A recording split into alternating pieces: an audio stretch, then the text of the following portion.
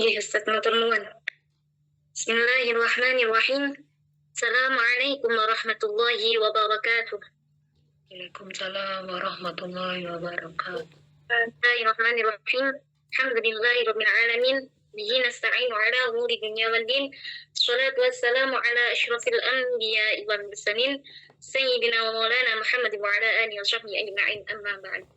Yang kami hormati Bapak dosen Al-Ustaz Azizur Rahman MAG selaku pembimbing mata kuliah Ulumul Quran, dan tak lupa kawan-kawan kelas karyawan yang dirahmati Allah. Oke, di sini kita akan mempresentasikan mantuk dan mafhum dalam kajian usul fikih dan tafsir Al-Quran. Dan di sini nanti PPT kita akan menjelaskan tentang pengertian mantuk dan mafhum. Yang kedua ada urgensi mantuk dan mafhum. Yang ketiga ada kehujjahan atau kekuatan dalil-dalil terkait mantuk dan mafhum.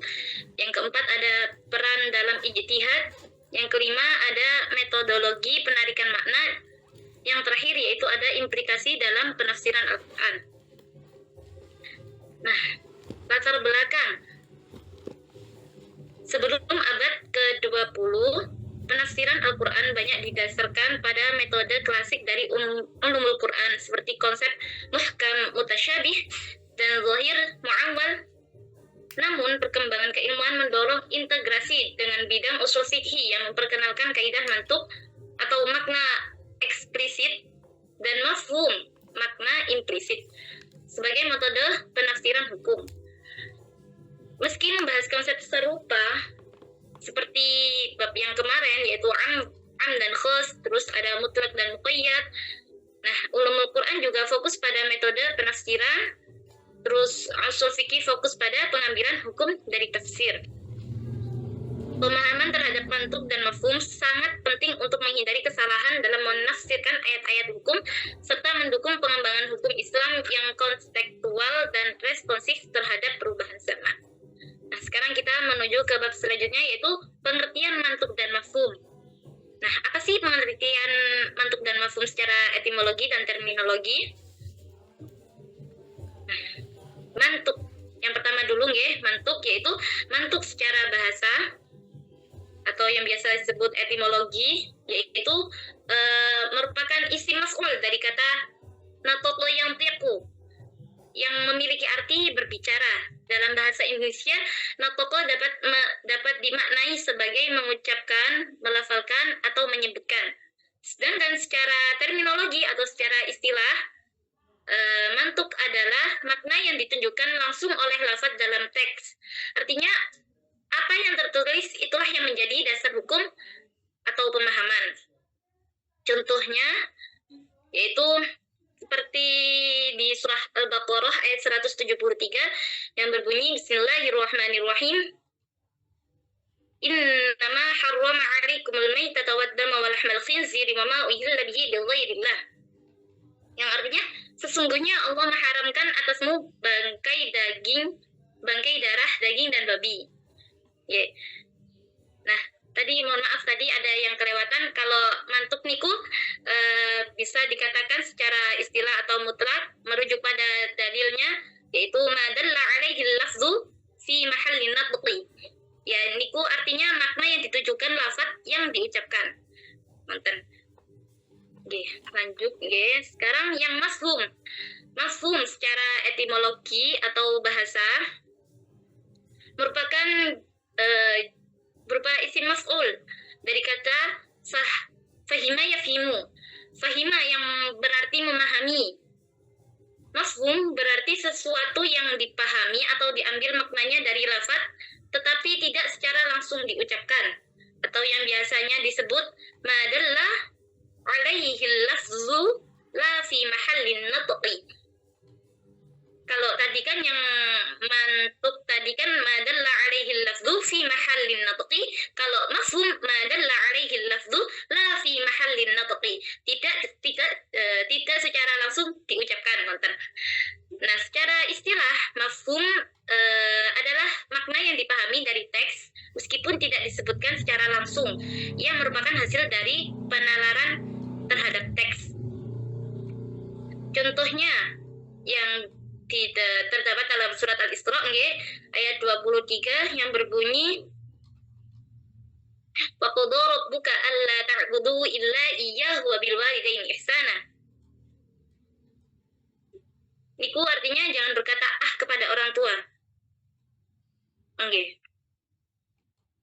Oh, ada tulisannya ya. Imma yablughanna 'indakal kibara ahaduhuma aw kilahuma fala taqul lahumā uffil wa la tanharhumā wa qul lahumā qawlan karīmā. Nah, niku ada kata-kata yang berarti dan Tuhanmu telah memerintahkan agar kamu jangan menyembah selain Dia dan hendaklah berbuat baik kepada ibu bapak jika salah seorang di antara keduanya atau kedua-duanya sampai berusia lanjut dalam pemeliharaanmu. Maka sekali-kali janganlah engkau mengatakan kepada orang tua perkataan dan janganlah engkau membentak keduanya dan ucapkanlah kepada keduanya perkataan yang baik. Nah, kata-kata uffi wa la tanharhuma.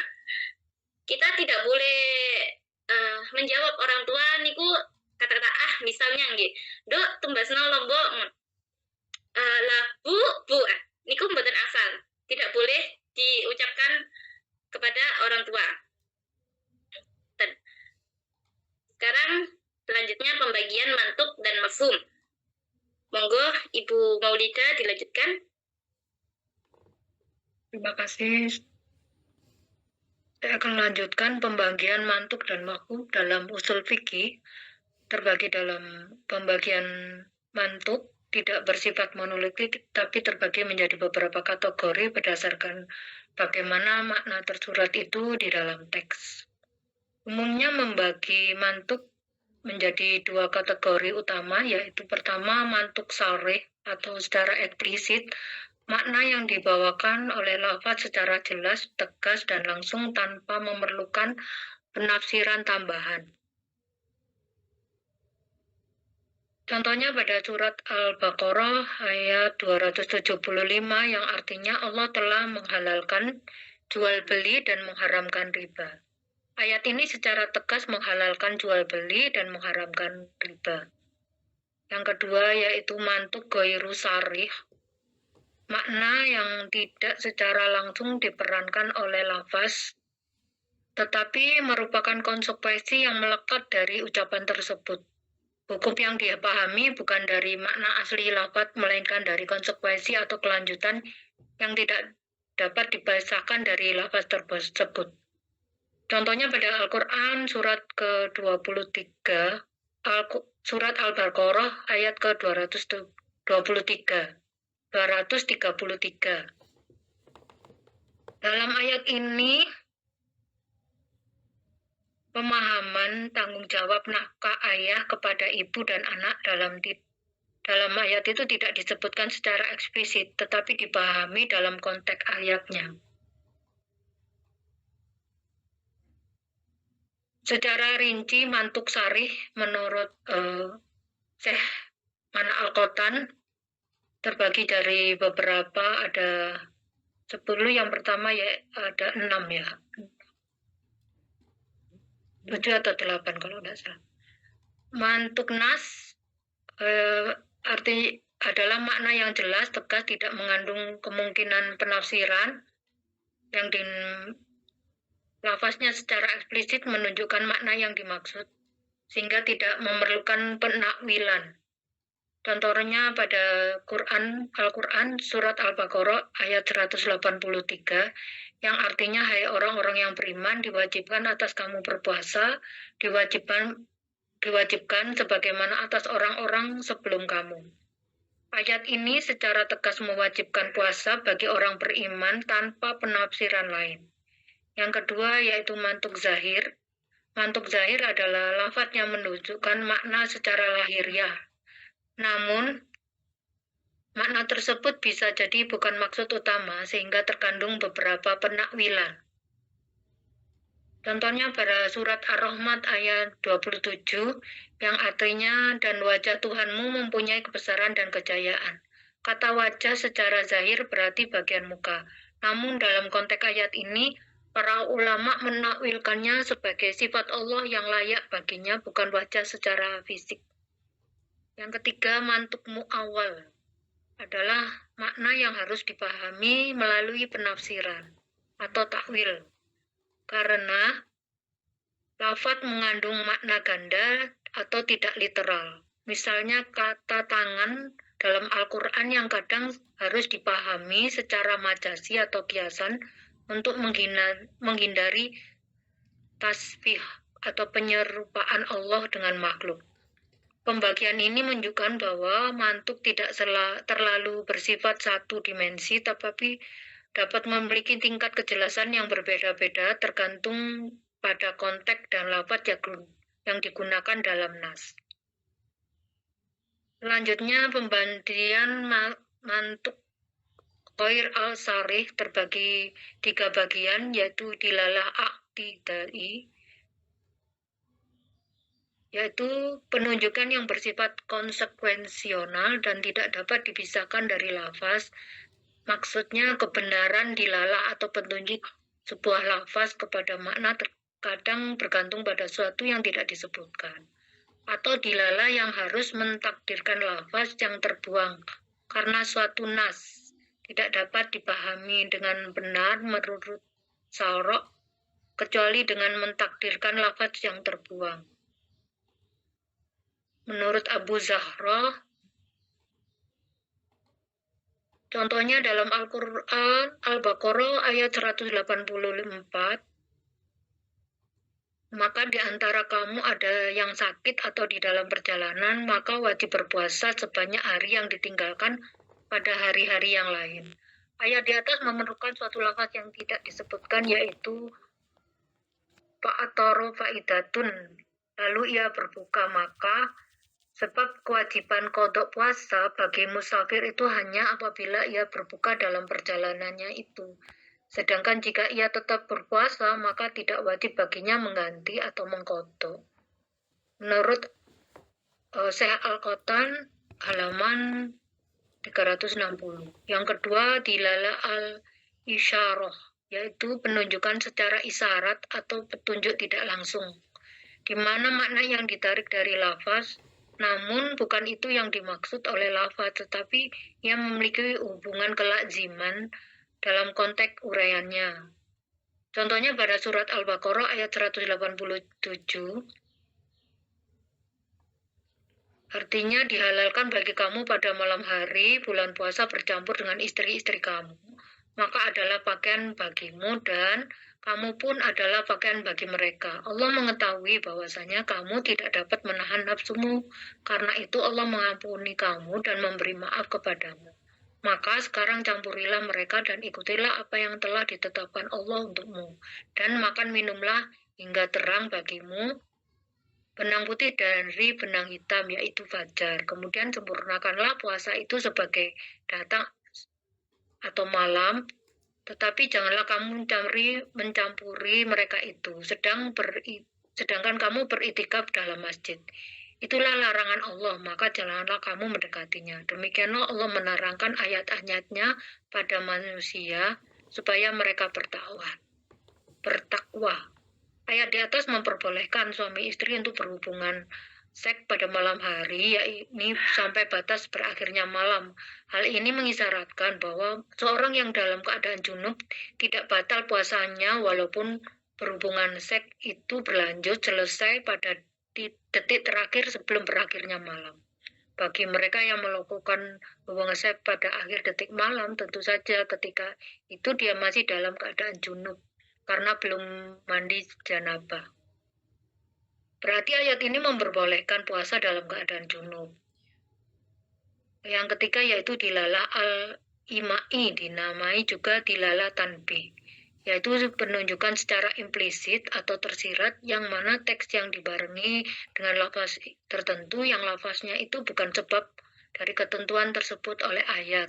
Maka penyebutannya dalam teks tidak bermakna, dan hal demikian mustahil dalam firman Allah dan sabda Rasulullah SAW. Misalnya pada firman Allah dalam surat Al-Infitor ayat 13, yang artinya sesungguhnya orang-orang yang berbuat kebajikan berada di dalam kenikmatan. Maksud ayat ini, mereka dalam kenikmatan sebagai imbalan atas kebajikan mereka.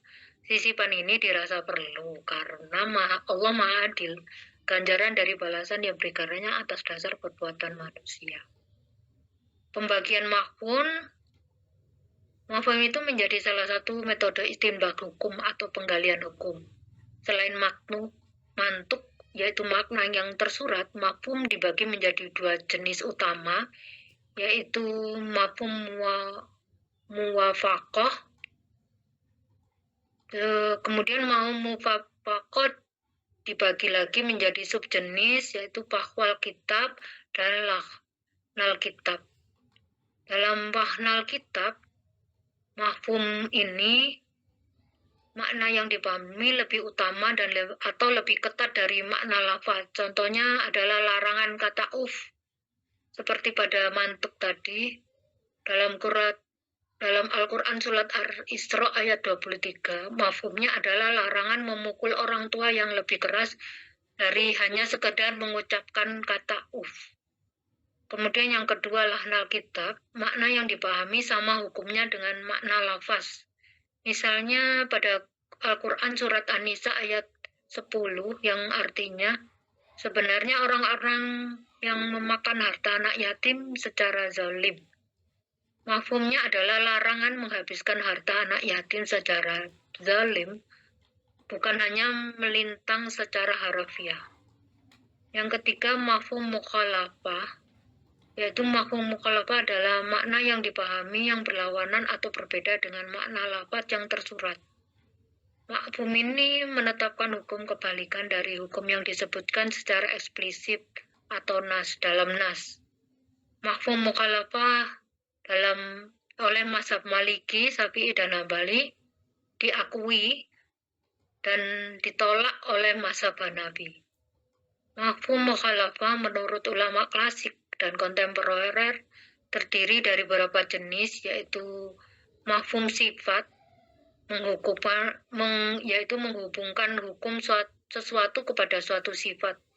Contohnya pada surat Al-Hujurat ayat 6, terjemahannya, jika datang pada kalian orang yang fasik membawa berita, maka periksalah dengan teliti. Dari ayat ini dipahami bahwa mantuknya adalah perintah untuk melakukan tabayun pada setiap berita yang dibawa oleh orang fasik. Lalu mafhum mukhalafahnya adalah jika si pembawa berita bukan orang yang dikenal fasik, maka tidak wajib untuk bertabayun.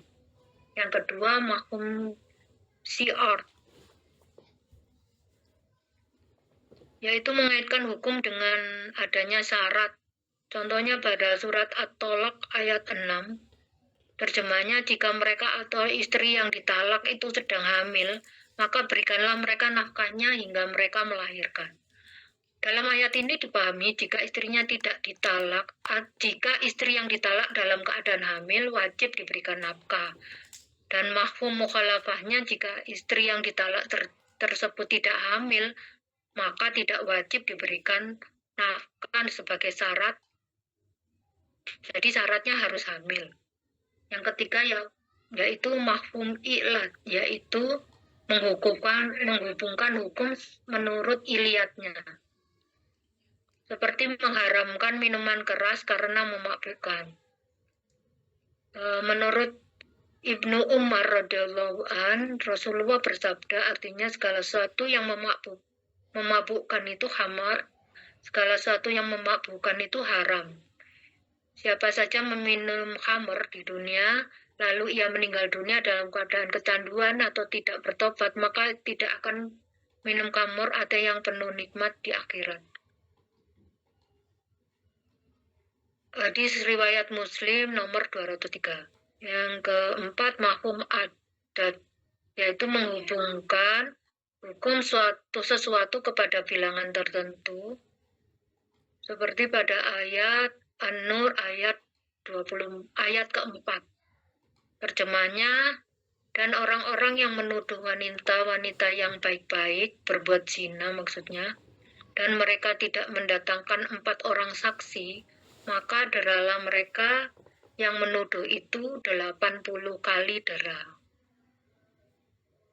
Yang kelima, mafhum goya, yaitu lafaz yang menunjukkan hukum sampai kepada goya atau batasan. biasanya ditandai dengan lafaz ila atau hatta, seperti pada surat Al-Maidah ayat 6, yang artinya, hai orang-orang yang beriman, apabila kamu hendak mengerjakan sholat, maka basuhlah mukamu dengan tanganmu sampai dengan siku. Yang kedua, contoh dari surat Al-Baqarah ayat 230, artinya, kemudian jika sang suami mentalaknya sesudah talak kedua, maka perempuan itu tidak halal baginya hingga dia kawin dengan suami yang lain.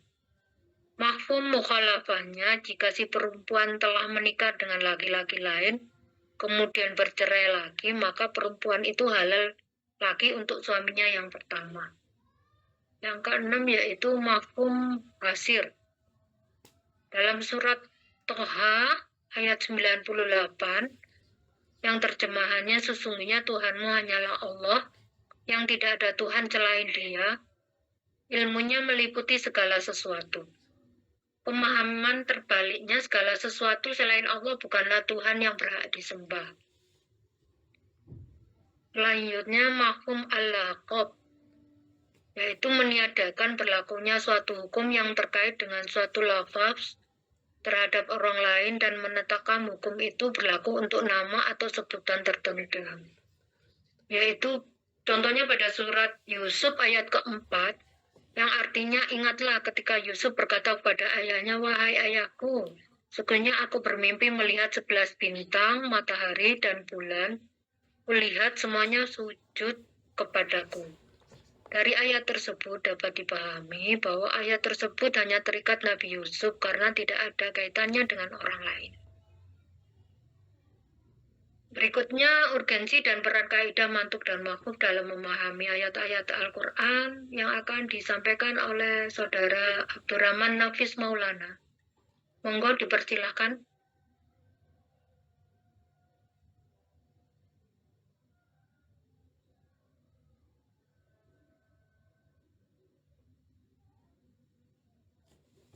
Abdurrahman Nafis Maulana, monggo Mas. Dilanjutkan. Ngapunten Bu kadose beliau mboten saged on kamera kali mic-nya. Oh, Langsung saya lanjutkan ya. Oke. Urgensi mantuk dan mafhum dalam ilmu usul fikih, mantuk dan mafhum digunakan untuk menafsirkan hukum syariat dari teks Al-Quran dan hadis atau hadis. Ayat-ayat Al-Quran tidak selalu menyebutkan semua hukum secara rinci, karena itu penting bagi para ulama memahami makna tersirat melalui mafhum dan makna tersurat melalui mantuk. Keduanya menjadi landasan utama dalam ijtihad, yaitu proses penggalian hukum baru dari sumber utama.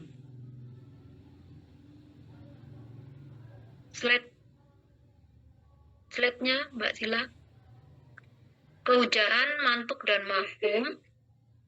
Mantuk makna tersurat. Kedudukan paling kuat adalah istinbat hukum atau penggalian hukum Islam, karena lafaznya eksplisit. Makna, maka tidak memerlukan penafsiran tambahan, tidak menimbulkan perbedaan pendapat yang berarti di kalangan ulama. Disepakati semua mazhab sebagai hujah atau dalil yang sah dijadikan dasar hukum. Seperti contoh Al-Quran surat Al-Baqarah ayat 173. Sesungguhnya Allah hanya mengharamkan bangkai, darah, daging babi. Secara mantuk haram memakan semua yang disebutkan.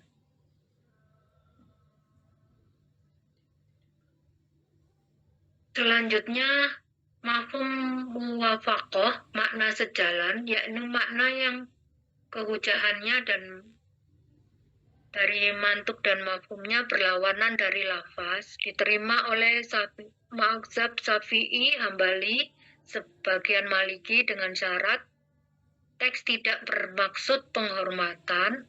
Yang kedua, tidak menjelaskan realita, tidak bertentangan dengan dalil lain.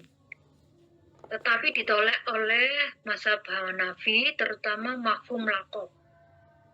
Mafhum muwafaqah makna yang sejalan, yaitu makna yang selaras dan sejalan dengan lafaz, umumnya dipahami sebagai penegasan terhadap makna mantuk, bahkan bisa lebih kuat dalam makna dan logika hukum.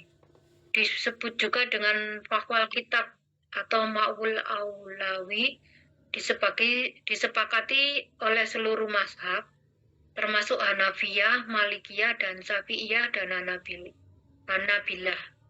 Contohnya ya surat Al-Isra ayat 23. Larangan berkata uf kepada orang tua, mafhumnya melarang juga untuk memukul karena itu lebih menyakitkan. Slide berikutnya. Perbandingan kehujahan antara mantuk mafhum muwafaqah, mafhum mukhalafah, dan mafhum laqab. Secara mazhab, mantuk semuanya diterima, status kehujahannya sangat kuat. Contohnya dalam Al-Quran surat Al-Baqarah ayat 173, haram mengkonsumsi bangkai dan lain-lain. Kalau mafhum muwafaqah, semua mazhab menerima, status kehujahannya kuat dan diterima secara luas. Contohnya surat Al-Quran surat Al-Isra ayat 23, larangan menyakiti orang tua. Mafhum mukhalafah diterima oleh mazhab Syafi'i dan Hambali dengan persyaratan status kehujahannya masih diperdebatkan. Contohnya pada Al-Quran surat At-Tolak ayat 6, jika tidak hamil tidak dinafkahi. Kemudian mafhum laqab umumnya ditolak,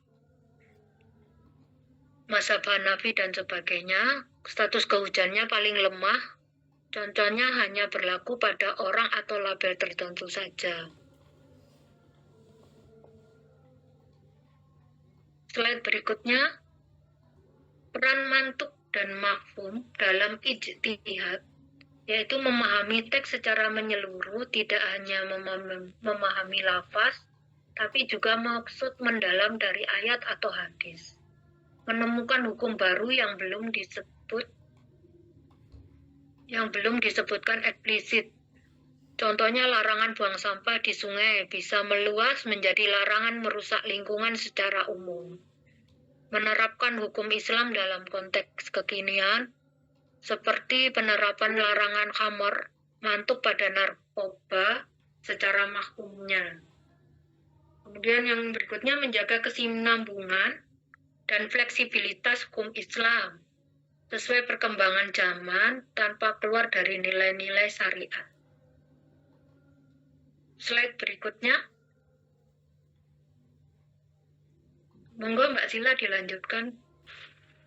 Baik, terima kasih. Saya melanjutkan.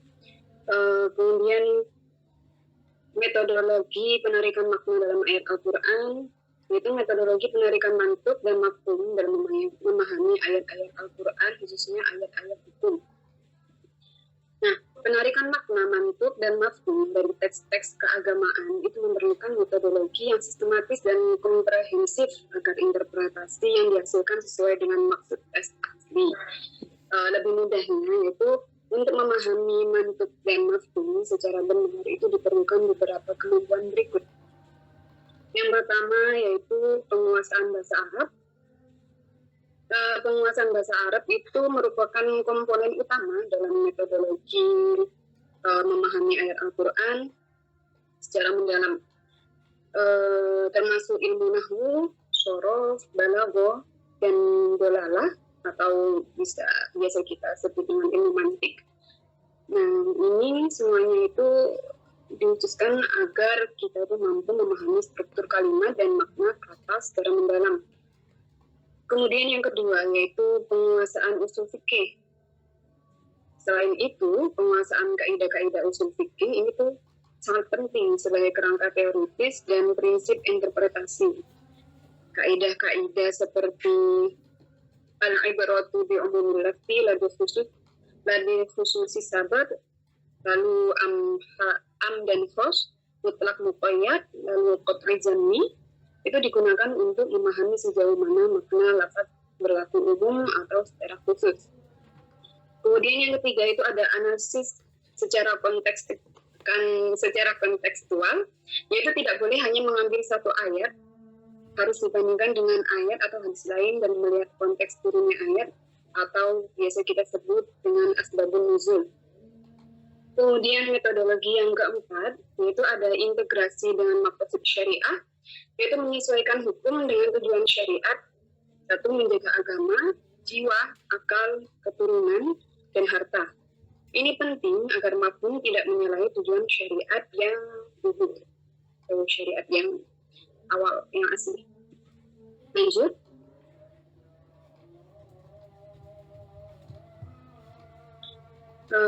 Kemudian implikasi dalam penafsiran Al-Quran. Penerapan konsep mantuk atau makna tersurat dan mafhum, makna tersirat, dalam penafsiran Al-Quran itu memiliki esensi yang mendalam bagi pengembangan hukum Islam dan pemahaman teks. Berikut analisis esensi, yaitu satu, memperluas cakupan hukum Islam. Contoh ayatnya itu ayat tentang larangan riba yang bisa diperluas ke semua bentuk eksploitasi ekonomi, mafhum mukhalafah. Kemudian esensi yang kedua, menyesuaikan hukum dengan realitas modern, seperti larangan khamr yang diterapkan juga untuk narkoba karena sama-sama memabukkan. Ini contoh mafhum as-sifah. Lalu esensi yang ketiga yaitu ada membangun pemahaman syariat yang sistematis, yaitu tidak menafsirkan teks secara serampangan karena mafhum harus tunduk pada dalil-dalil yang lebih kuat. Kemudian esensi yang terakhir yaitu menggali makna mendalam mengenai Al-Quran.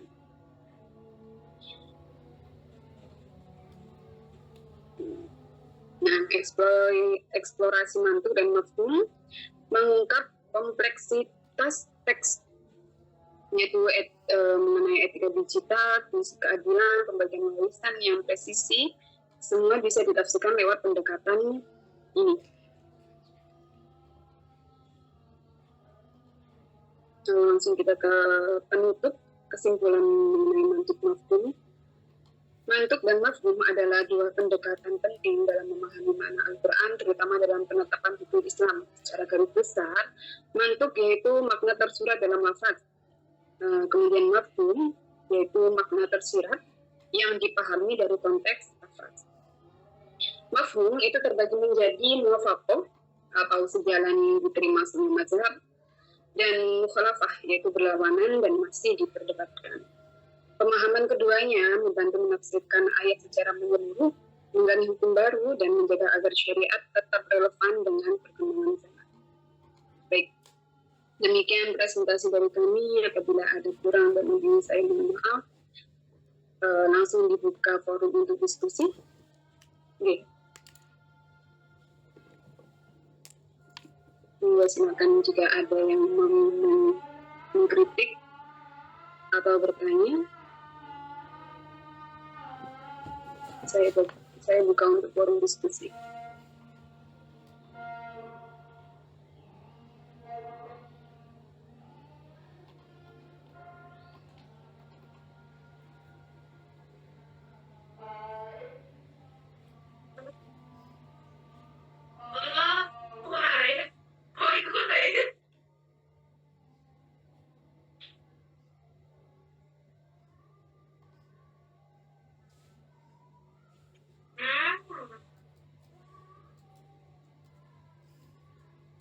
Monggo teman-teman, barangkali ada yang ingin dipertanyakan.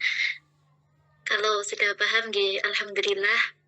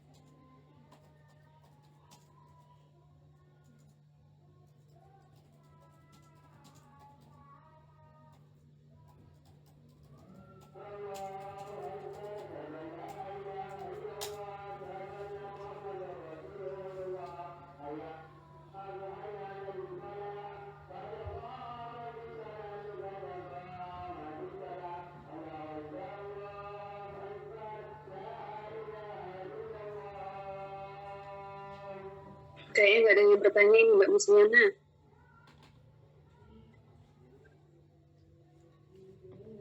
Alhamdulillah kalau saya pun paham.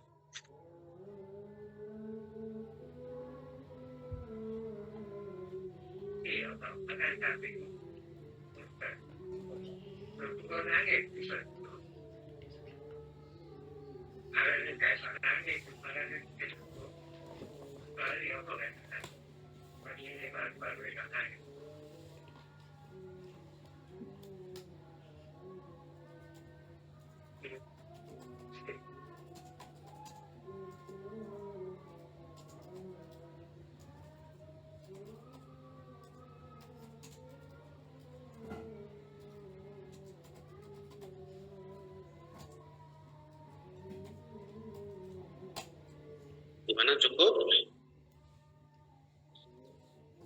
Ada saya langsung mawon panjenengan Ustaz langsung materi.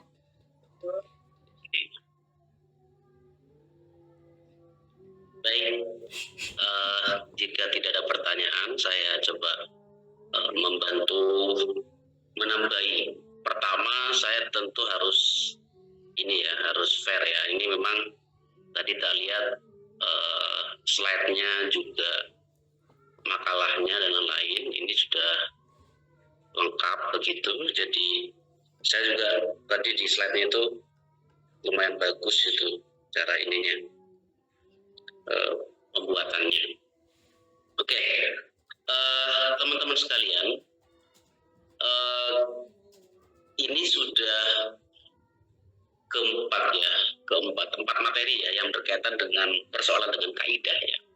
Kita bicara soal am dan khos, kemudian nakirah ma'rifah, kemudian mujmal mubayyan, mutlak muqayyad, dan hari ini adalah mantuk mafhum. Ini merupakan kaidah-kaidah dasar yang mesti diketahui oleh kita untuk membedakan yang nanti pasti berimplikasi kepada hukum. Yang tadi kami sampaikan di awal bahwa sumber hukum Islam itu jika yang terbaik mesti memang harus Al-Quran. Kalau misalkan kita ngomong tafsir Al-Quran bil Quran yang sudah kami sampaikan, kemudian Al-Quran dengan yang kedua adalah sunnah, kemudian ijma dan qiyas. Ini berurutan begitu. Sehingga tadi memang saya lihat di makalahnya itu ada usul fikihnya ya. Sebenarnya kajian kita ini fokusnya di ulumul Quran, tapi tidak bisa dipisahkan memang karena rentetannya hukum itu berasal dari Al-Quran kan gitu. Sehingga kaidahnya juga sama. Kalau yang lebih fokus atau lebih khusus itu sebenarnya ada di usul fikih ya, tentang pembahasan mantuk mafhum, kemudian pembahasan mujmal mubayyan dan lain itu ada di sana. Cuma yang di Al-Quran, di kaidah ulumut tafsir ini sebenarnya umumnya saja sebelum kemudian diperinci dalam konsep yang lebih mendasar di usul fikih ya, di usul fikih. Saya akan coba mempertebal di contoh mungkin yang lebih sederhana gitu ya, untuk memahami apa sih kira-kira mantuk, kenapa kita mesti memahami mantuk dan mafhum gitu. Dalam kehidupan sehari-hari kita mesti biasa menghadapi istilah yang berbeda-beda dalam pengucapan keseharian yang kita bisa sebut dengan tingkat mubalaghahnya, tingkat ada bahasa yang tidak bisa dimaknai secara dipahami saja dengan secara redaksional gitu. Misal contoh sederhananya, kalau kita sedang marah atau mungkin sedang tidak suka kepada orang, maka akan muncul kata-kata yang bisa dianggap tidak makna sebenarnya. Misalkan saya kesal sama Anda, misalkan saya punya masalah dengan Anda, misalkan mau Anda jungkal balik pun saya tidak akan memaafkan Anda misalnya. Pemahamannya adalah misal pun dengan jungkar balik, setelah itu ditambah dengan ngasih uang misalnya, kemudian dimaafkan, tidak. Artinya jungkar balik itu tidak makna yang sebenarnya, tapi makna yang dari kandung kesalnya sehingga tidak akan memaafkan. Nah, itu sebenarnya makna atau contoh sederhana dalam kehidupan sehari-hari yang disebut dengan mafhum, gitu ya. Tadi sudah banyak contoh yang biasa digunakan dalam contoh-contoh di mafhum mantuk dan mafhum itu yang kaitan dengan larangan mengatakan kepada orang tua dan lain itu sebenarnya sudah biasa dan itu menjadi bagian dari cara memahami mafhumnya gitu ya, baik yang mafhum muwafaqah, mafhum laqab dan lain-lain yang tadi dibahas oleh pemateri. Tapi saya coba akan nambahi bahwa sebenarnya mafhum itu, ini kan lebih bagus mafhumnya karena mantuk itu kan lebih sederhana karena memang yang tersurat ya. Tapi kalau mafhum ini kan yang tersirat, yang istilahnya tidak mesti bisa difahami dengan satu kali pemaknaan. Jadi kalau bahasa yang lebih gampang, mafhum itu adalah dalam alitkon di alitkon itu bahwa satu makna yang difahami walaupun tidak dilafalkan, itu mafhum. Jadi ada sebuah makna yang bisa difahami walaupun tidak dilafalkan bila talaffuz ya, dengan tanpa dilafalkan. Dalam alitkon seperti itu definisinya. Tapi juga harus difahami teman-teman sekalian, jangan sampai keliru bahwa bahasa Al-Quran atau siyaqul kalam dalam Al-Quran itu, mafhum itu harus dibedakan antara sebagai hukum atau sebagai sebuah kebiasaan. Jadi Al-Quran itu harus dibedakan mana bahasa yang hukum dan juga mana bahasa yang bentuknya adalah kebiasaan. Nah, gitu. Jadi contoh tadi wala taqul lahum uf itu, lafaz uf itu secara hukum memang tidak boleh mengatakan lafaz uf atau bentuk kekecewaan misalnya. Tapi itu sebenarnya tidak hanya dangkal di situ. Tapi lafaz uf itu bukan hanya lafaznya sebagai hukum, tapi juga kebiasaannya. Jadi misalkan di kebiasaan di tempat yang lain, misalkan nggak pakai gitu, atau pakai bahasa apalah, atau misu-misu atau gimana kalau yang lebih kasar lagi gitu, itu tentu berada di mafhumnya gitu lah maksudnya. Jadi ada catatan bahwa lafadznya bukan hanya sebagai catatan hukum tapi juga sebuah kebiasaan. Misal beginilah, saya coba tadi beberapa contoh mungkin yang belum dikutip, contoh yang berkaitan dengan ini, dengan menikahi anak tiri. Menikahi anak tiri itu di surah An-Nisa ya, di surah An-Nisa di ayat berapa itu? Hurrimat alaikum ummahatukum. Nah, ini yang kalau kita bicara soal masalah masalah nasab, masalah yang tidak boleh dinikahi itu kan 3 jalur ya. Pertama karena nasab, yang kedua karena roda'ah, yang ketiga karena anak tiri gitu kan. Ummahatukum wa banatukum wa akhwatukum wa ammatukum wa khalatukum wa banatul akhi wa banatul ukhti. Jadi ada 7 ya, ada 7 yang nasab yang tidak bisa dinikahi. Kemudian roda'ah ya, ibu susuan, kemudian saudara sesusuan. Kemudian yang berikutnya adalah wa ummahatun nisa'ukum wa radha'ikum allati fi hujurikum min nisa'ikum allati dakhaltum bihinna, al-ayat. Oke. Kita akan coba garis bawahi berkaitan dengan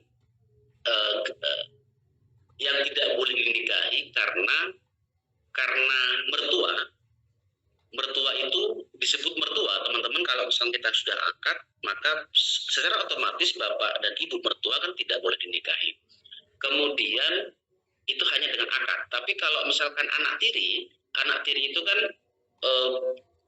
tidak boleh dinikahi kalau misalkan kita sudah akad dengan ibunya dan sudah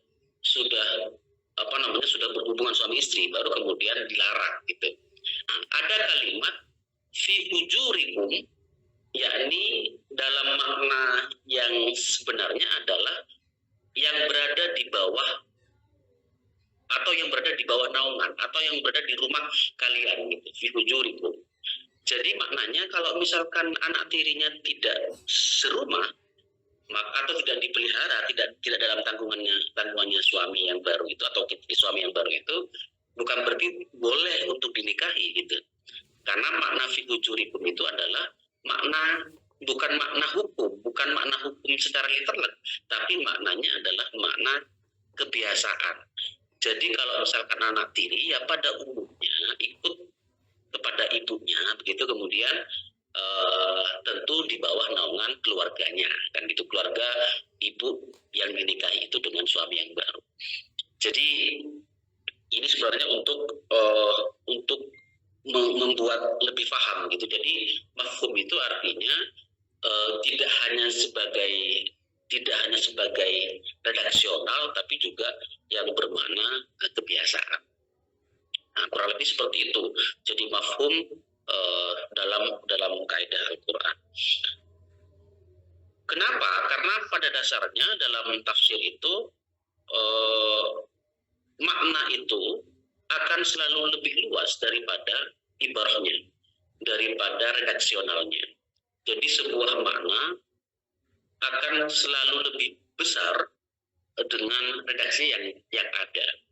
Maka penting untuk kita untuk memahami Al-Quran, karena Al-Quran dengan bahasa Arab, dengan memaknai bahasa Al-Quran dengan perbedaan kata-kata yang dipakai dalam redaksi atau syaikul kalamnya. Ada sebuah buku punyanya Prof. Quraish Shihab, itu masih baru, namanya Tafsir Bayani. Tafsir Bayani itu secara khusus Prof. Quraish itu membuat beberapa gitu ya, tapi nggak semua ya, membuat sebuah klasifikasi kata dalam Al-Quran yang biasa dipakai oleh Al-Quran dengan makna dan tujuan dari setiap kata yang dipakai. Itu menariknya. Jadi artinya tidak sembarangan misalkan memakai lafaz kul dalam surah dalam beberapa surah perintah Al-Quran kepada Nabi begitu kan. Kul katakanlah itu maknanya apa, kemudian kenapa nggak memakai kata atau siagul kalam yang berbeda. Itu ternyata memiliki makna-makna yang secara khusus berbeda gitu. Berikut juga misalkan dalam tafsirnya tafsir Al-Kabir ya, tafsir Al-Kabir, tafsir Mafatihul Ghaib karyanya Fardil Ar-Razi itu, di situ juga dijelaskan berkaitan dengan model-model dan penyampaian Al-Quran yang difahami dari sisi dengan teori usul fikihnya. Jadi kemudian disebut sebagai tafsir ilmi gitu kan, tafsir ilmi. Dan yang lebih khusus sebenarnya kalau yang berkaitan dengan masalah implikasi hukum itu adalah tafsir Al-Munir ya. Tafsir Al-Munir karyanya Wahab Zuhaili, karena beliau juga memiliki kitab yang disebut dengan Fiqhul Islami yang secara khusus membahas tentang fikih gitu.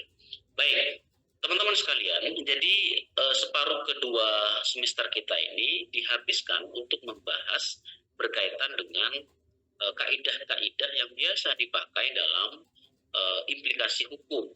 Nah, dalam implikasi hukum khususnya adalah untuk istinbat hukum gitu ya. Dalam khususnya untuk istinbat hukum. Jadi wajib hukumnya bagi seorang mufassir atau kita ini yang belajar berkaitan dengan tafsir ini memahami itu. Kenapa? Ada beberapa hal dalam kitabnya Muhammad Husain Al-Dhahabi, Tafsir Al-Mufassirun ya, dan juga dalam beberapa karya-karya beliau berkaitan dengan profil dari seorang mufassir. Kenapa sih butuh memahami itu? Salah satunya adalah ada beberapa syarat gitu ya bagi kita yang mempelajari Al-Quran itu dan pengen mendalami gitu kaidah-kaidah berkaitan dengan kaidah ulumul Quran dan kaidah ulumul tafsir. Misalnya beberapa syarat bagi seorang mufassir atau pengkaji itu adalah pertama, seorang mufassir itu harus memiliki akidah yang benar. Akidah yang benar itu artinya adalah tentu mereka beliau para ulama-ulama itu strict gitu ya, strictnya itu jelas gitu, akidahnya seperti apa. Kemudian tentu memiliki hati dan hawa bersih dari hawa nafsu yang negatif gitu. Kemudian yang ketiga adalah menafsirkan Al-Quran dengan Al-Quran, seperti yang bisa kami sampaikan. Kemudian yang keempat itu mencari penafsiran dari sunnah. Jadi kalau misalkan sudah tidak dapat tafsir dengan Al-Quran, maka kemudian dicari tafsir dengan sunnah. Jadi banyak sekali Al-Quran yang dijelaskan melalui hadis Nabi ya, baik yang kemudian bisa dilihat dari qauliyahnya atau mungkin dari fi'liyahnya atau dari takdiriyahnya. Kemudian yang kelima adalah kalau misalkan tidak menemukan tafsir dari hadis atau penjelasan Nabi, maka mencari pendapat sahabat yang kita sebut dengan qaul sahabat. Teman-teman mungkin sudah pernah mendengar istilah qaul sahabat dalam usul fikih ya. Kemudian jika tidak ditemukan, maka pendapat tabi'in itu setelah sahabat. Sahabat ini orang yang pernah ketemu dengan Nabi dan beriman kepada Nabi, dan setelah itu kemudian ada tabi'in gitu ya. Kemudian mufassir tentu harus memahami bahasa Arab, harus memahami secara bahasa Arab dari segala cabang pengetahuannya.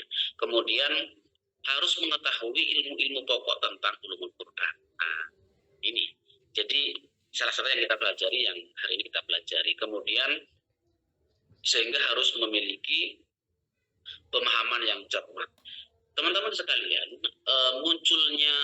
munculnya tafsir, munculnya kaidah-kaidah tafsir itu sebenarnya sebagai teritori gitu ya, sebagai teritori atau untuk memisahkan kewilayahan antara yang pure ulumul tafsir dengan disiplin ilmu lainnya, dengan disiplin ilmu lainnya, sehingga kita bisa membedakan bahwa Al-Quran itu jika kemudian dikaji dari sisi bahasanya, nanti muncul tafsir yang secara khusus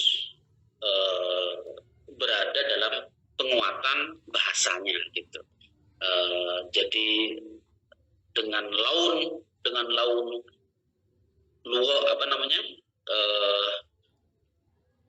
laun linguistiknya gitu ya, semiotika gitu, pemaknaan secara lafaz. Kemudian jika tafsir Al-Quran ditajamkan dari sisi tasawufnya, ditajamkan dari sisi pemaknaan yang kaitan dengan ilmu-ilmu yang kita bisa bilang sebagai kepanjangan dari ilmu kalam atau ilmu tasawuf, maka kemudian mendekati pada tafsir sufi gitu ya. Ada misalkan tafsir Ruhul Ma'ani. Jadi pada akhirnya ketika kita ngomong soal kaidah tafsir, maka mufassir itu akan memiliki ciri yang secara khas gitu. Kita ketahui kalau kembali kepada sebelumnya bahwa tafsir itu kalau misalkan dilihat dari segi sumbernya kan ada dua, tafsir bil ma'sur, kemudian tafsir bil ma'sur atau bil riwayat, kemudian tafsir bil ra'i atau tafsir bil dirayah gitu ya. Jadi kalau misalkan riwayat jelas nih karena memakai teori yang kedua, jadi Al-Quran ditafsirkan dengan sunnah ya, atau mungkin juga bisa yang pertama Al-Quran ditafsirkan dengan Al-Quran. Misalkan tafsir Ibnu Katsir, kemudian tafsir At-Tabari gitu ya. Itu secara khusus memang penafsiran mufassir seperti Ibnu Katsir itu memaknai Al-Quran dengan cara sunnah. Kalau yang seperti ini sudah dalam level yang kita anggap sebagai level yang paling tinggi dalam penafsiran atau dalam tafsir Al-Quran. Walaupun pada akhirnya juga ada beberapa akademisi yang mengecek ternyata di tafsir Ibnu Katsir ada beberapa riwayat hadis atau sunnah yang dianggap statusnya itu tidak sampai kepada hasan ataupun sahih gitu. Ada beberapa sekali kecil tapi tidak semua. Oke. Kemudian yang kedua dengan birroi atau dengan bitiroi perbedaan. Jadi perbedaan tafsir itu adalah sebuah keniscayaan. Kenapa? Karena kaidah-kaidah yang kita bahas ini gitu loh. Jadi persepsi kaidah itu mesti memiliki perbedaan pandangan gitu, dan itu adalah sebuah keniscayaan. Dan memang secara khusus diberikan ilmunya, diberikan teori-teorinya, difahamkan makna-maknanya, sehingga ada potensi perbedaan. Sehingga munculnya dari ulum tafsir itu, kemudian ketika muncul dalam kitab usul fikih ya, yang misalkan kitab usul fikih yang pemula itu kita anggaplah dari ke kitab Ar-Risalah ya, karyanya Imam Syafi'i, itu yang kemudian menjadi awal dari bagaimana pemahaman dari ulama kita, dari tabi'in itu berbeda-beda begitu. Tapi lagi-lagi teman-teman, ini adalah dalam taraf yang furu'iyah gitu. Jadi nggak usah terlalu, istilahnya perbedaan itu akan menjadi yang menakutkan gitu, karena memang dari segi dasarnya ada potensi untuk memiliki perbedaan, termasuk dalam memahami tafsir gitu ya. Misalkan ada tafsir yang kaitannya dengan sosial, kaitannya dengan pergerakan. Muncullah tafsir fi Dhilalil Quran. Tafsirnya siapa itu? Sayyid Qutb ya. Sayyid Qutb yang sampai hari ini Sayyid Qutb ini dijadikan sebagai tokoh untuk yang berkaitan dengan soal pergerakan harfi. Jadi ada tafsir yang arahnya ke persoalan sosial, ke persoalan bagaimana menggelorakan perlawanan terhadap ketidakadilan, menggelorakan perlawanan terhadap bentuk kesenang-wenangan gitu. Jadi ada tafsirnya yang kita sebut, salah satunya adalah kitab tafsir fi Dhilalil Quran, dan juga ada tafsir Al-Manar. Tafsir Al-Manar ini juga yang menjelaskan berkaitan dengan tokoh Muhammad Abduh dan Muhammad Rashid Ridha, yang secara khusus juga bicara soal masalah sosial gitu, masalah sosial. Artinya yang kami sampaikan dari materi ini adalah dari materi yang kita pelajari dari tentang masalah amar dan nahi dan lain itu bermuara kepada persepsi mufassir yang berbeda dalam penekanan keilmuan yang dimiliki. Intinya begitu. Jadi dasarnya mungkin ilmunya sama, teorinya sama, tapi ketika dicemplungkan dalam pandangan yang memiliki mufassir yang memiliki penekanan atau stressing yang berbeda, sehingga munculnya juga berbeda-beda, bermacam-macam gitu, bermacam-macam.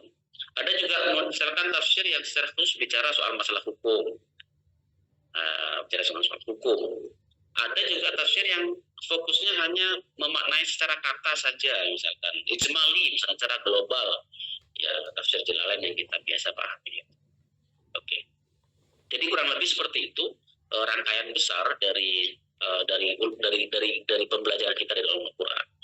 Bahwa teman-teman sekalian, perkuliahan kita ini sering kami sampaikan hanya mengetahui sekedarnya saja, untuk wacana saja, tapi selebihnya teman-teman harus menggali secara khusus keilmuan ulumul Quran dan juga ulumul tafsir ini dengan memperbanyak khazanah melalui membaca atau mungkin diskusi dan mendengarkan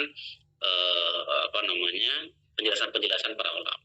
Karena khususnya adalah karena ulumul Quran ini sampai sekarang masih ada ya kitab-kitab yang menjadi dasarnya, misalkan kitab dalam mabahis ya, punyanya Al-Qattan, kemudian Al-Itqan, kemudian Al-Irfan, kemudian juga Al-Burhan, itu harus dipegang teguh itu, karena itu dasar dari memahami kita, memahami ulumul Quran. Walaupun sekarang sudah banyak buku-buku ulumul Quran yang dibuat oleh beberapa akademisi kampus untuk membuat lebih tertata gitu, lebih terarah saja. Tapi sebenarnya basic ilmunya ada di Mabahis, ada di Al-Itqan gitu ya, ada di Al-Irfan dan lain-lain.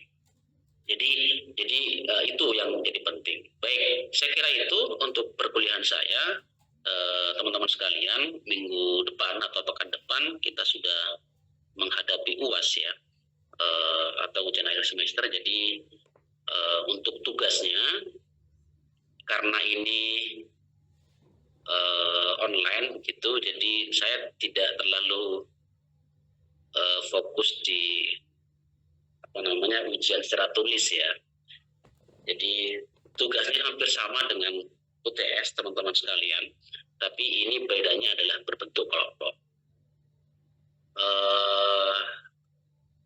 Saya coba share.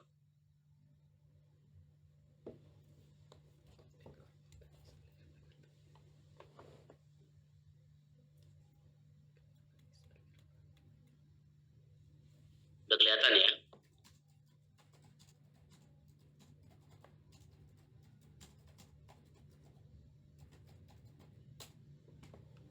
Sudah terlihat teman-teman?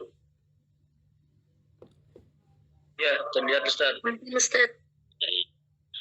Jadi kalau kemarin tugasnya adalah pribadi ya, UTS-nya itu membuat pandangan. Sekarang kita tugasnya adalah live talk show ya. Live talk show apa Pak tujuannya? Pertama adalah ini seperti halnya kalau dulu kita mengistilahkan di pesantren itu kan ada istilah sorogan gitu ya, artinya bagaimana santri itu membaca di depan kiainya dan kiainya bisa langsung memberikan penilaian gitu. Kalau sekarang saya kira karena memang kita tidak ada waktu yang 100 seperti itu, jadi teman-teman ini kami buatkan dalam penugasan itu yang lebih bentuknya mungkin lebih rapih ketimbang presentasi di perkuliahan, karena kalau presentasi kan itu kan lingkup internal kelas gitu. Kalau ini mungkin lingkupnya lebih luas, sehingga teman-teman juga harus lebih menyiapkan dan juga harus lebih membuat penampilannya lebih menarik dan biar bisa dilihat dan diakses oleh semua kalangan gitu. Baik, bagaimana sistem ini ya, penugasannya? Ini adalah ketentuan dasarnya. Jadi nanti dibuat kelompok gitu ya, yang terdiri dari 3 orang ya, dari 3 orang, dan membuat flyer, kemudian di-share. Mas Saiful boleh diinfo ada berapa mahasiswanya yang aktif? Ada 17-an mungkin Ustaz. Aslinya yang aktif 19, tapi yang satunya selalu ibah, jadinya 18 Ustaz. 18 ya, berarti 18 dibagi 3 berapa, Mbak Nur? 6 ya. Jadi ada 6 kelompok nanti. Membuat flyer itu artinya teman-teman mempromosikan diri yang dan bisa di-share, itu nanti bagian dari tugas tuh. Artinya membuat bagaimana ketika live itu teman-teman tidak hanya ditonton oleh anggota kelas, oleh mahasiswa teman-teman di kelas saja, tapi juga harus teman di luar. Gitu ya, tujuannya flyer. Kemudian yang kedua adalah setiap kelompok membuat diskusi secara live di media sosial dengan akun masing-masing. Ya. Kemudian jangan lupa tag akun kampus. Kalau yang akun kampus itu yang ready di IG sama TikTok ya. Kalau Facebook kayaknya belum ada karena mungkin segmennya ya. Yang pasti IG atau YouTube kita juga ada. Kemudian yang ketiga adalah petugasnya 3 orang, narasumber 2, 1 moderator. Jadi ini sama seperti halnya presentasi, bedanya ini nanti sistemnya seperti halnya talkshow. Jadi teman-teman kan tahu sendiri ya, talkshow kalau presentasi itu kan menolak misalkan nyampaikan. Jadi kalau talkshow kan berarti ada diskusinya. Nanti moderatornya harus ini harus bisa membuat suasana lebih hidup dan pertanyaan-pertanyaan yang disampaikan juga ya seperti podcast, betul, seperti podcast, live talk show ya, seperti podcast. Dan teman-teman misalkan mau live di kampus juga nggak masalah, kita juga ada tuh di studio digital atau kalau misalkan mau rekaman di sana. Tapi kalau misalnya mau sendiri boleh nggak apa-apa, nggak harus yang proper banget. Artinya proper itu artinya tidak mesti harus kemudian gambarnya harus berbentuk ada mic-nya, itu nggak harus, bisa di live masing-masing. Karena kan bahasannya ini kan ada yang jarak jauh, maka saya bilang live-nya nanti itu kalau misalkan di IG gitu kan bisa gabungan live-nya kan, kecuali mungkin live YouTube ya. Kalau live YouTube itu nanti saya diatur aja sesuai dengan pengetahuan teman-teman bagaimana cara membuat live yang bagus. Kemudian tema yang dibahas adalah tema yang sesuai dengan perkuliahan. Artinya yang sudah kita pelajari itu nanti diambil. Karena ini 6 kelompok, berarti kan ada 6 tema, ada 6 tema saja. Maka nanti dipilih 6 tema itu nggak boleh sama dengan temannya. Jadi nanti silakan diatur Mas Saiful ya sebagai Kosma dan dibantu yang lain untuk agar temanya tidak bentrok. Kemudian dikumpulkan tugasnya itu berbentuk link seperti yang kemarin itu, terakhir tanggal 13. Kita kan pekan untuk UASnya itu tanggal 6 ya, tanggal 6 Juli, sepertinya hari Minggu itu, hari Ahad. Jadi nanti satu pekan berikutnya masih ada waktu, sehingga kami penilaian ketika menyetor ke akademik nanti di tanggal maksimal di tanggal 13 ya, hari Ahad juga itu 13. Kemudian kriteria penilaiannya pertama adalah penguasaan materi, itu artinya substansi yang disampaikan oleh teman-teman sekalian harus berbobot gitu. Kemudian yang kedua, penyampaian argumentasi, karena memungkinkan nanti pertanyaan-pertanyaan dari moderator atau mungkin pertanyaan dari audiens itu juga berkaitan dengan argumentasi ya, pendapat dari narasumber, itu juga menjadi penilaian. Yang berikutnya adalah feedback dari follower. Ini juga menjadi penting.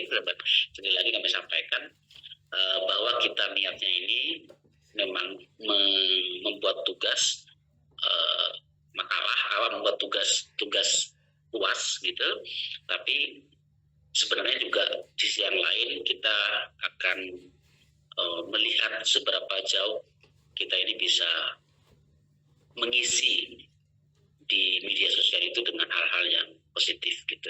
Sehingga penting ada feedback dari follower. Tidak harus follower teman-teman, ini juga feedback dari yang nonton lah atau viewer nggak apa-apa, entah nanti bertanya atau komentarnya atau like-nya, itu yang nanti kita akan nilai gitu. Baik, saya kira itu ada yang ditanyakan. Assalamualaikum, Tat. Sedikit bertanya. Untuk tugas UAS ngapunten sangat, Tat.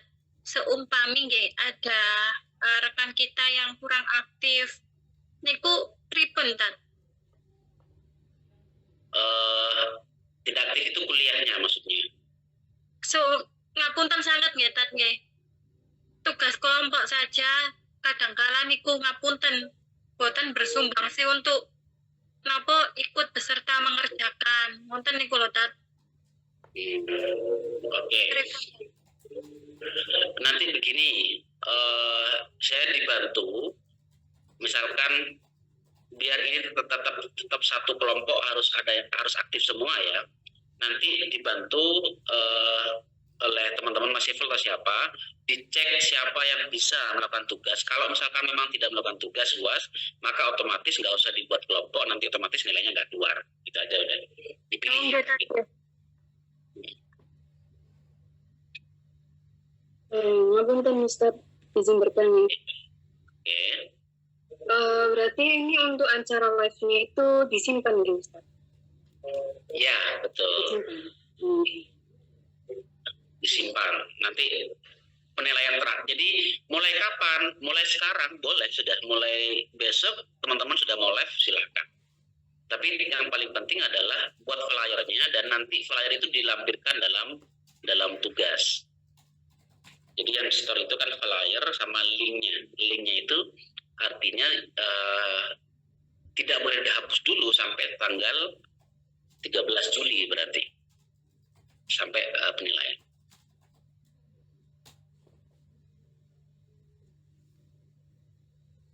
Oke, ini ada yang nanya, gitu ya, Mbak Sila ya. Oke, matur suwun Ustaz. Oke, kemudian ini dari Abdurrahman Nafis, seumpami kula Ustadz pripun WG boten saged telepon video. Apa problemnya di tidak mungkin begini Mas, saya nggak tahu Mas Nafis ini di mana rumahnya? Di susah sinyal kan? Diatur saja ya. Saya sebenarnya prinsipnya adalah teman-teman nanti misalnya pun dalam live pakai live IG misalkan live IG itu kan bisa barengan ya, bisa barengan. Nanti posisinya misal janjian aja Mas Nafis di satu hari itu saat nggak tahu ya, saya mungkin rumahnya di desa atau di mana, misalkan ada waktu ke tempat mana yang sinyal bagus gitu, sinyal bagus kita ke kota. Oh gitu.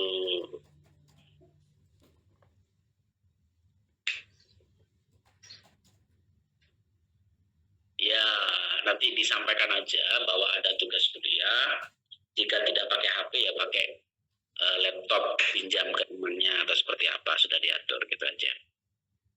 Ustadz izin tanya, kalau misalnya membuat konten podcast, jadi ceritanya moderator bertanya, kemudian narasumber menjelaskan, tapi kemudian videonya itu digabung menjadi satu. Bagaimana Ustadz untuk membantu yang posisinya seperti Mas Abdurrahman Nafis yang susah gitu untuk bisa live, untuk bisa datang langsung ke lokasi. Gimana Ustadz? Ke lokasi itu maksudnya lokasi gimana? Ya kan karena mungkin konteksnya podcast nggak Ustadz. Jadi mungkin kan mungkin ada yang mau bikin konten bareng gitu kan. Oke. Prinsip begini, biar teman-teman tidak merasa diberatkan, jika memungkinkan untuk satu majelis, satu tempat begitu, silakan, itu lebih bagus. Tapi lagi-lagi misalnya memang karena daerahnya jauh, nggak usah dipaksakan. Memang harus, saya nggak tahu yang paling jauh ini dari mana ini. Artinya tidak harus dipaksakan. Yang penting live-nya bareng di waktu yang sama gitu aja. Jadi tidak perlu lokasi. Tapi kalau misalkan memungkinkan lokasi yang sama, silakan. It's okay. Saya izin tanya. Oke. Kalau seperti saya ini kurang bisa IT lah Ustaz, untuk lab, untuk apa itu nggak tahu caranya itu gimana Ustaz. Nanti dibantu teman sekelompoknya, Mbak Ani. Gampang. IT Ustaz. Mohon maaf, mungkin khawatir nanti saya kurang update ya masalah live ini. Mohon dibimbing yang satu kelompok dan saya mohon maaf banget karena saya memang belum pengalaman Ustaz. Ya, boleh. Makanya nanti Mas Saiful ya, biar tidak. Ini kosmennya kan Mas Saiful toh? Sorry, atau ada yang lain Mas Saiful? Atau saudara. Oke, Mas Saiful begini. Artinya biar tidak terjadi seperti halnya kekhawatiran ya. Artinya mestinya Mas Saiful sudah punya pandangan. Saya pastikan Mas Saiful aja untuk menentukan kelompoknya. Itu aja, biar nanti tidak eker-ekeran. Boleh demokratis nggak apa-apa, tapi prinsipnya adalah biar saling apa, bukan saling senggol, saling gendong. Nah, gitu, mungkin begitu. Juga Mas Saiful ada disampaikan. Ustadz, Ya, Ustadz, kalau misalkan kelompoknya tetap orang yang itu juga, maksudnya kelompok yang sama pada saat presentasi gitu, gimana Ustadz? Biar nggak usah pembagian lagi. Oke, coba Mas Saiful dulu tanggapannya Mas Saiful. usul saya gini Ustaz, saya ini ada data-datanya, jadi rekan-rekan ini ada yang dari luar kota, ada yang di luar pulau, bahkan tadi rekan Abdurrahman Hafiz itu sedang kuliah juga pendidikan di Yaman, di luar negeri juga. Maka nanti ya izinkan kami memberikan kelompok atau membuat kelompok.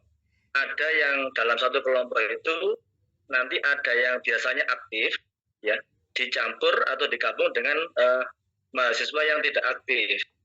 Jadi maksud saya biar saling membantu gitu, Ustaz. Kalau misalnya dalam satu kelompok semuanya aktif, di kelompok lain nanti ada yang ngapunten kados rekan Haniatus Sofia tadi yang memang kalau dalam tugas-tugas live itu beliau kesulitan, ya, tidak ada yang membantu, saya khawatir begitu. Jadi usul kami nanti akan kami bagi seadil-adilnya. Jadi ada yang dalam satu kelompok itu ada aktif, ya, ada juga yang kurang aktif. Ini biar imbang nanti. Seperti itu sih usul kami. Ya Ustaz, setuju Ustaz.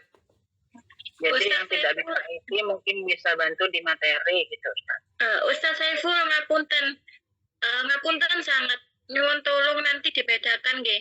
Yang kayak saya juga maksudnya agak gaptek masalah IT itu beda dengan ngapunten sangat beda dengan orang yang tidak mau aktif dalam makalah ataupun tidak mau aktif dalam kelompok. Jadi ning ngapunten sangat bisa dibedakan seperti saya yang kurang bisa dengan yang tidak mau berusaha.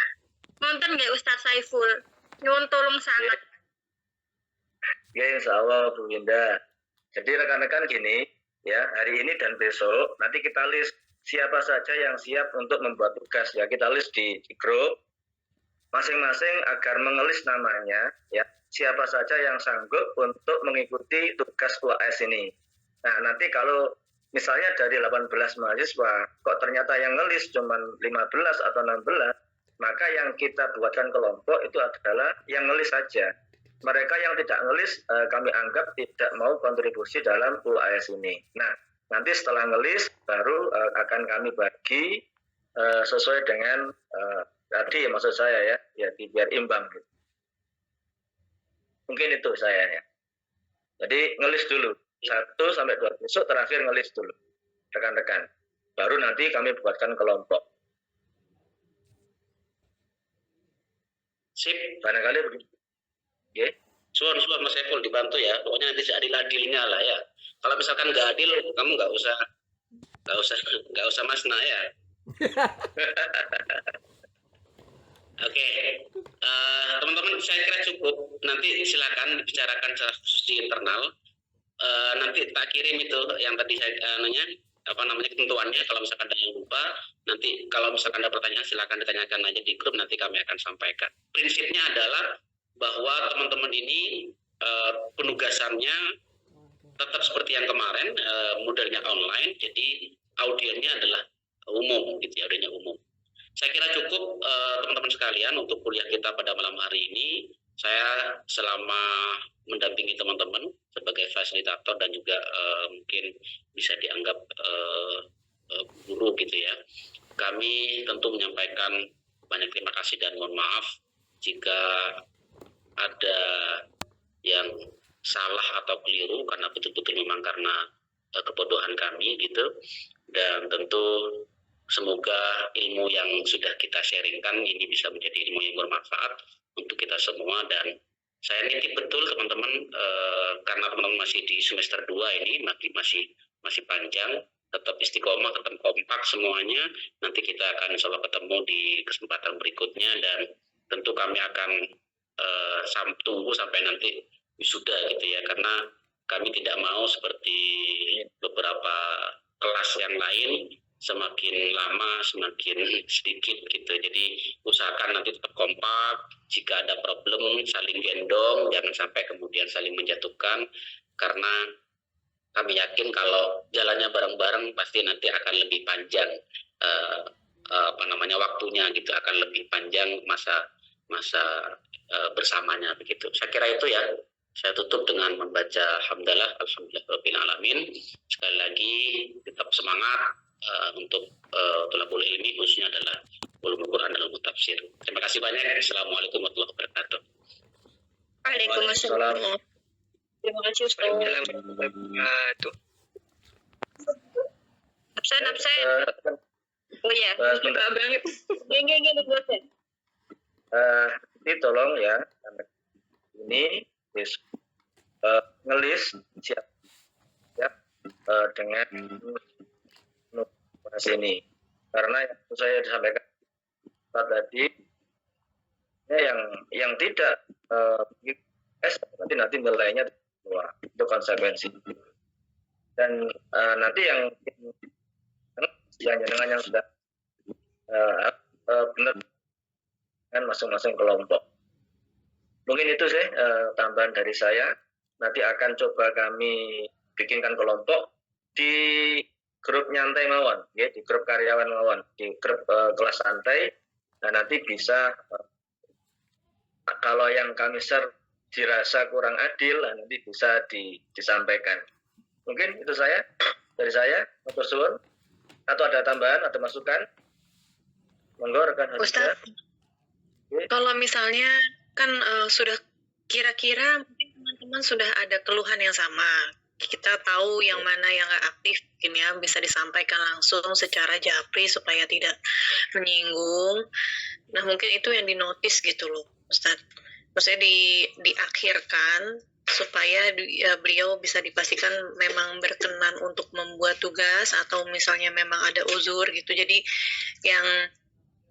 yang memang sudah pasti bolak-balik jarang gitu, itu yang dimasukkan ke kelompok akhir atau ditanyakan kembali gitu, kira-kira bersedia atau enggak, daripada maksudnya kita yang aktif. Insya Allah banyak sih kayaknya yang aktif gitu, beberapa aja kayaknya 1-2 orang ya, 1 mungkin ya yang enggak aktif.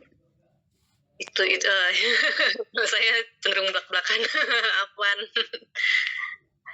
Setuju banget ya dengan rekan Khadijah.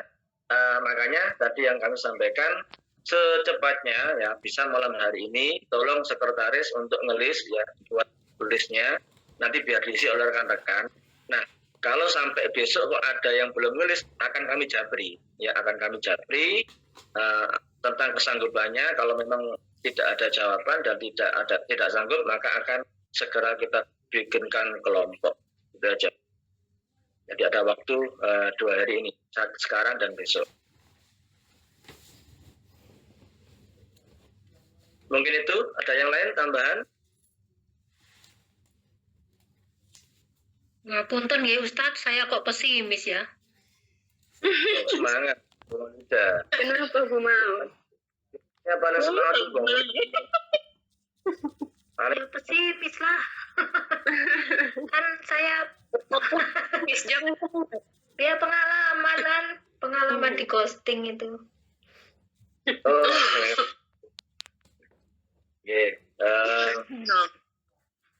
Semuanya pernah sih kayaknya.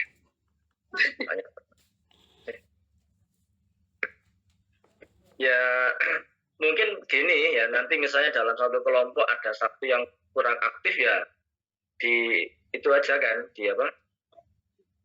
Kayak